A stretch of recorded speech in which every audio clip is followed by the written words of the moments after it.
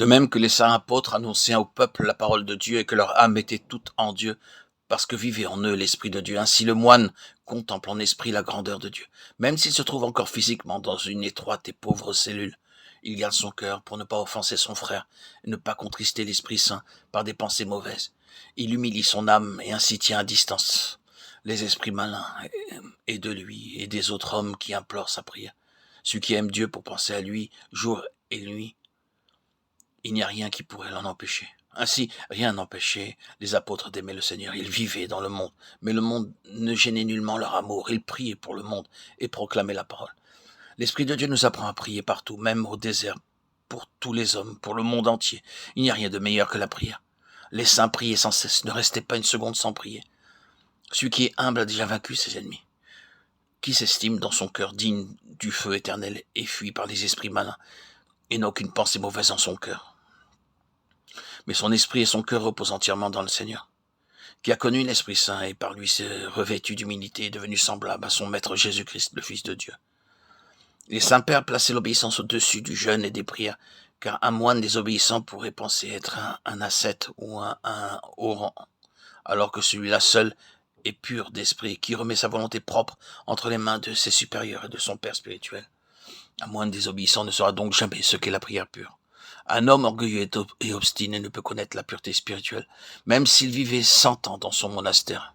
Il offense en effet ses supérieurs par sa désobéissance et il offense Dieu en leur personne. Il n'est pas possible de garder la paix intérieure sinon en veillant sur nos pensées.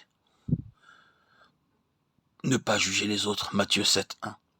Bien souvent, nous parlons de ce que nous ne connaissons pas ou de ce que nous connaissons mal, alors que peut-être ce frère est spirituellement semblable à un ange. Ne te mêle pas des actions des autres. Fais attention aux tiennes et accomplis ce que ton supérieur te commande. C'est alors que Dieu t'aidera par sa grâce et tu goûteras les fruits de l'obéissance dans ton âme. Paix et prière continuelle. Efforce-toi d'atteindre le bien, mais commence par mesurer tes forces. Cherche à savoir ce qui est utile pour ton âme. L'un y parvient en priant davantage, l'autre en lisant ou en écrivant. Tout ceci est nécessaire, mais il est préférable à l'âme de prier sans distraction. Et plus précieuses encore sont les larmes. Chacun s'adonne à la grâce que Dieu lui donne. Dans la vie commune, nous perdons souvent la grâce de Dieu parce que nous n'essayons pas d'aimer notre frère selon les commandements du Christ. Jean 13:34. Si ton frère t'offense, et qu'en toi monte peut-être une pensée mauvaise, si tu le condamnes et que tu ressentes peut-être de la haine, tu sentiras que la grâce pénètre plus difficilement dans ton âme. Exerce-toi donc par la paix de l'âme à aimer même celui qui te calomnie et à prier aussitôt pour lui. Demande à Dieu de toutes tes forces le don d'aimer tous les hommes, puisque le Seigneur a dit « Aimez vos ennemis » Matthieu 5:44. Si nous les aimons, nous ne pouvons pas goûter la grâce divine. Et si par contre, notre amour déborde pour nos ennemis, nous recevrons des grâces sur grâce.